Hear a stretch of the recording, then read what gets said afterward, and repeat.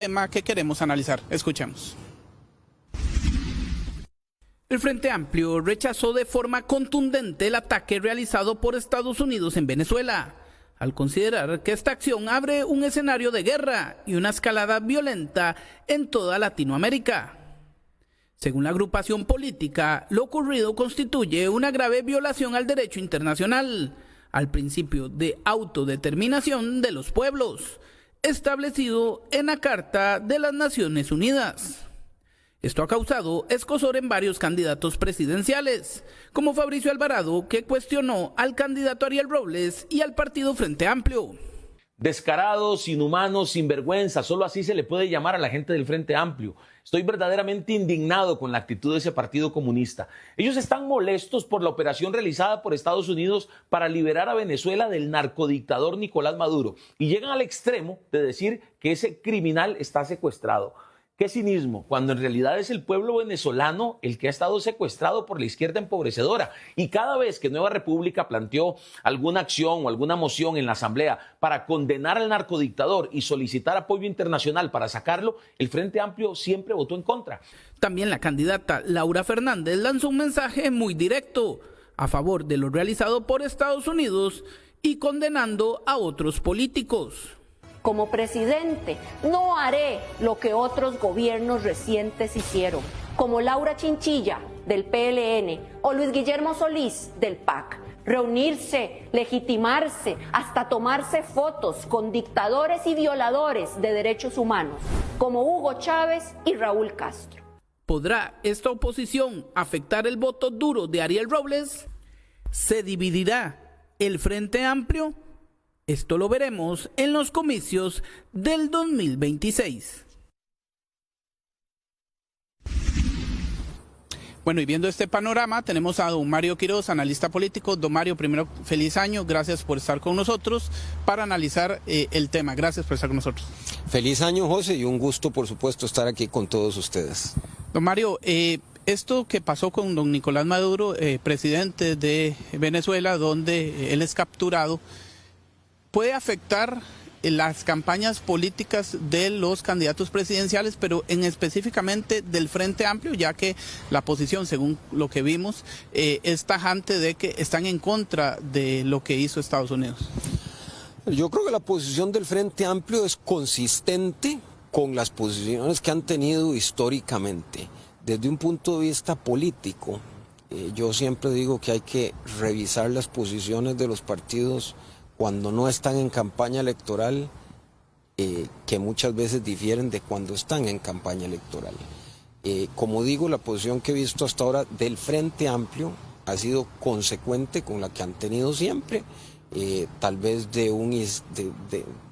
propia de una izquierda histórica, clásica, tradicional, tal vez no tan ajustada a los tiempos modernos, mientras que la de su candidato ha sido un poquito más quedando ahí en el medio, ¿verdad? Y eso yo lo explico por el contexto electoral.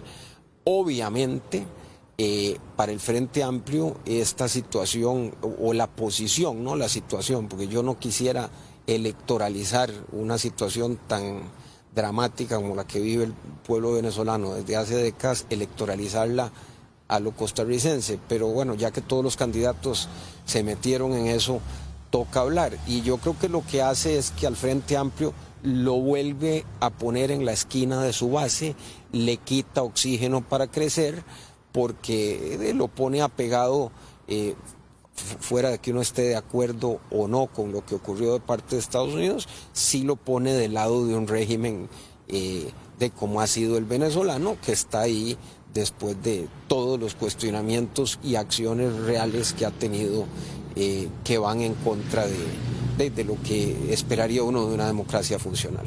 Mario, nosotros como periodistas hicimos la tarea de ver los comentarios en redes sociales, que es como el arma que uno tiene para poder focalizar el tema, y mucha gente decía, yo iba a votar por usted, pero teniendo esta posición, la posición oficial del Frente Amplio y de don Ariel Robles, ya no van a votar por don Ariel. Entonces sí también le está afectando a su nicho, a la gente que sí iba a votar por don Ariel.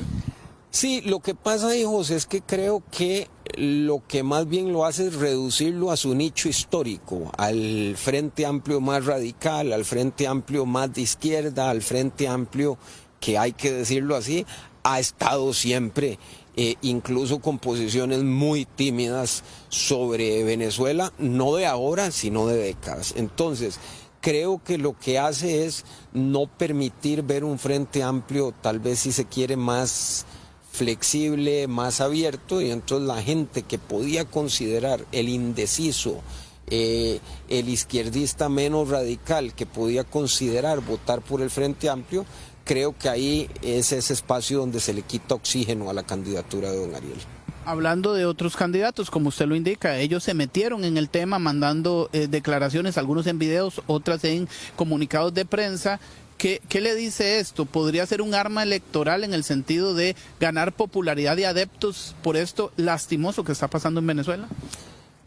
Yo preferiría que sencillamente se mandara un mensaje de solidaridad con el pueblo venezolano, que se reconociera que este es un problema que, más allá que uno esté de acuerdo o no con el desenlace, tiene mucho tiempo, y que uno debería ser empático con el pueblo venezolano y que con tantos venezolanos que están viviendo incluso aquí con nosotros, de que ojalá se solucione de la mejor manera para ellos y sus familias. Lo que pasa es que yo creo que han tratado de hacer paralelismos entre la situación venezolana y la situación costarricense que no caben, y eso es electoralizar el tema. ¿Quieren mostrar empatía? Bienvenido donde sea. ¿Quieren electoralizarlo para llevar agua a sus molinos? Creo que ahí no debería ningún candidato de hacerlo. Y creo que eso la gente, José Pablo, lo huele. ¿Puede haber oportunismo político en este tema, don Mario? Totalmente, yo creo que sí, que hay oportunismo político, gente tratando de ver cómo lo mete dentro de una narrativa y asimila la narrativa de lo que está ocurriendo en Costa Rica, en Venezuela, de lo que podría ocurrir en Costa Rica. Y creo que son posiciones que ni siquiera deberíamos estar discutiendo, porque la realidad de Venezuela y la realidad de Costa Rica son radicalmente distintas. Muchas gracias, don Mario. A las órdenes, como siempre. Bueno, ahí escuchamos a don Mario Quiroz, analista político, hablando de la posición de los candidatos presidenciales sobre lo que está pasando en Venezuela, y específicamente la posición de Ariel Robles, que manda un comunicado de prensa, como ya lo vimos en la nota anterior, y también su posición oficial sobre lo que pasó con Nicolás Maduro, el dictador venezolano. Esta es toda la información que tengo yo desde Escazú. Este fue un informe de José Pablo Vega para Noticias Trivisión. Gracias, José Pablo, muy amable, muy buenas tardes. Vamos a continuar con este tema porque el ex embajador de Costa Rica en Venezuela entre el 2003 y el 2008, el señor Walter Hernández, considera que en Venezuela nada cambió tras la captura de Nicolás Maduro, pues la cúpula del actual gobierno sigue en el poder. Él conversa con nuestro compañero, el periodista José Luis Rodríguez Céspedes. Adelante, José Luis, con la información. Muy buenas tardes.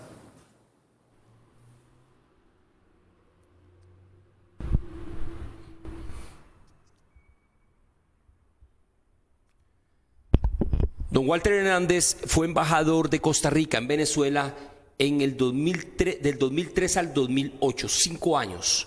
Exactamente cuando él dice que, en este caso, Hugo Chávez fue cuando tomó más poder. Chávez llega en el 99, don Walter. Exacto, gracias por estar 99, sí. Con Noticias Televisión. Un gusto estar acá.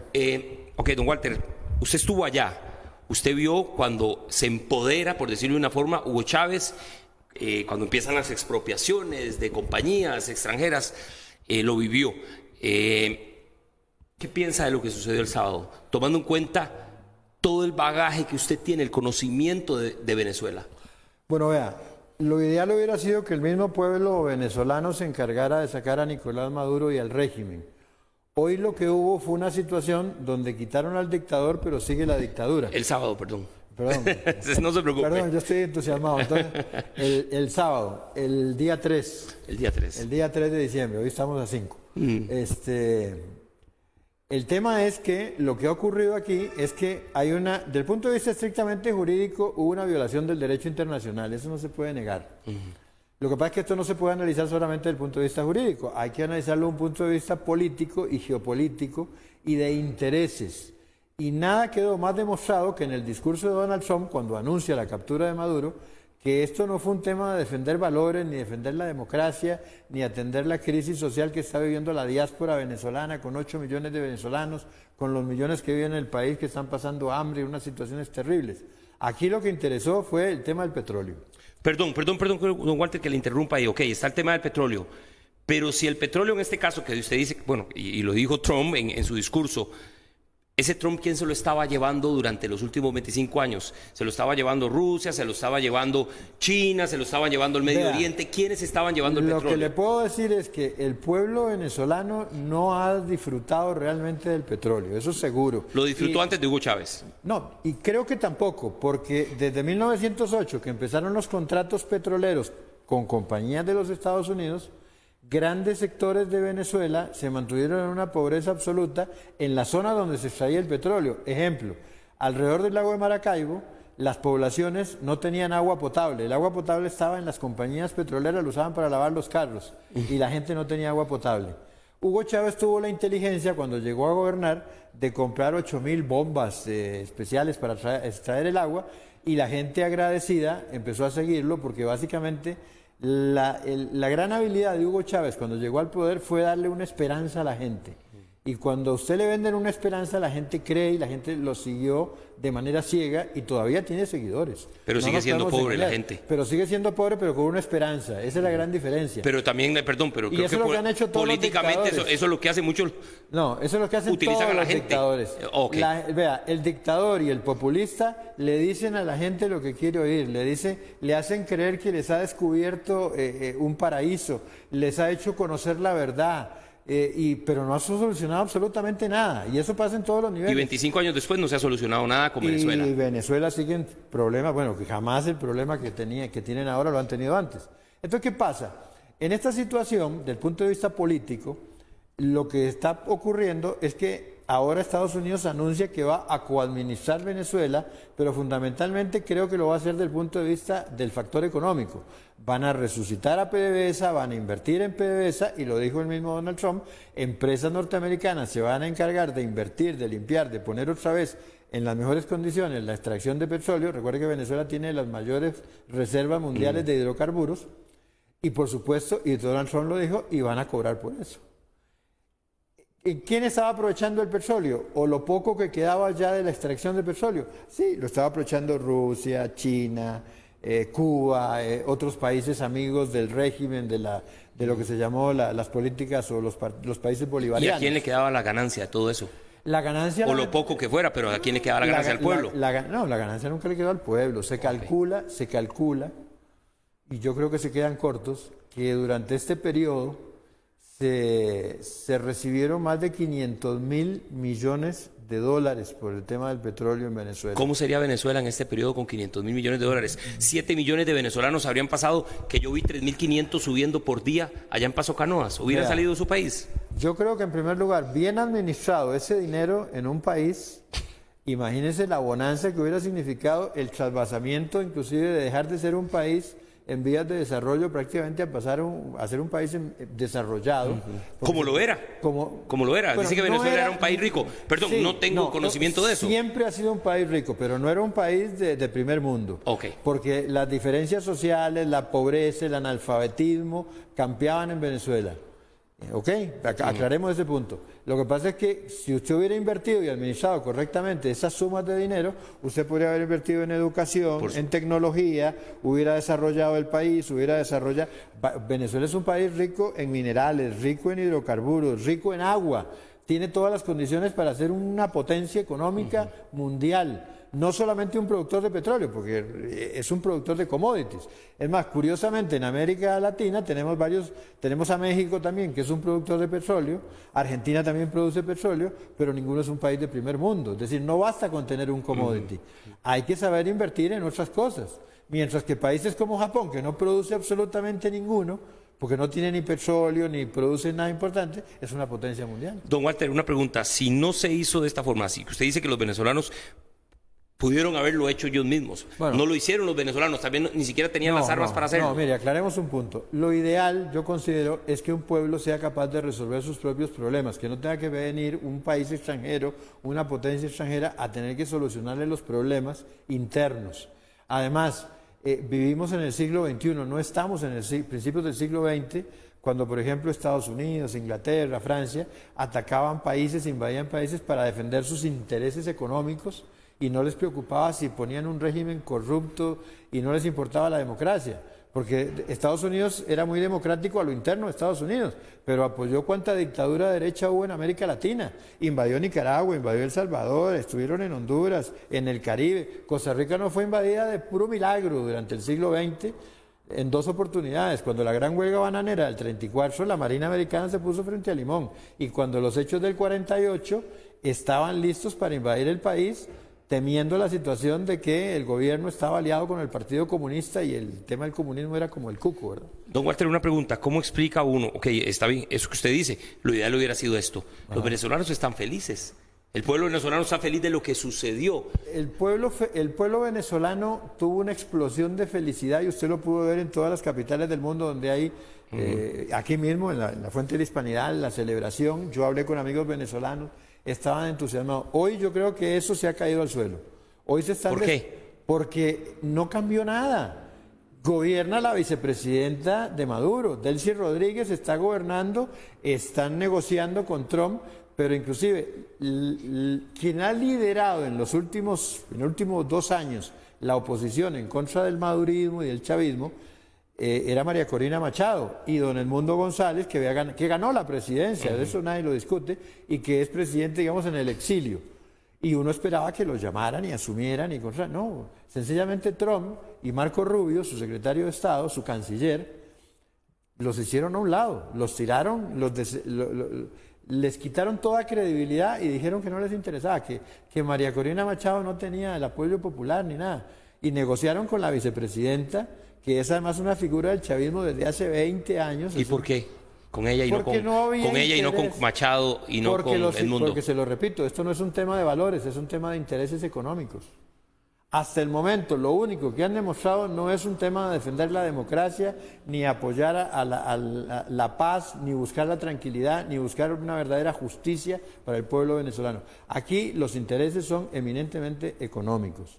Y desde ese punto de vista, lo que hicieron fue sacar a Maduro, porque necesitaban una excusa, y estoy seguro que fue negociado con parte de la cúpula chavista, y se mantienen personas que han sido acusadas de narcotráfico. Diosdado Cabello, el ministro, Vladimir Padrino López, sigue siendo el ministro de Defensa de Venezuela, y Delcy Rodríguez, hermana de Jorge Rodríguez, presidenta de la Asamblea, que tienen 20 años de estar ocupando cargos en el chavismo, se mantienen en el poder. Y usted ha visto las conferencias de prensa que han dado. Ellos siguen gobernando y van a negociar con Donald Trump.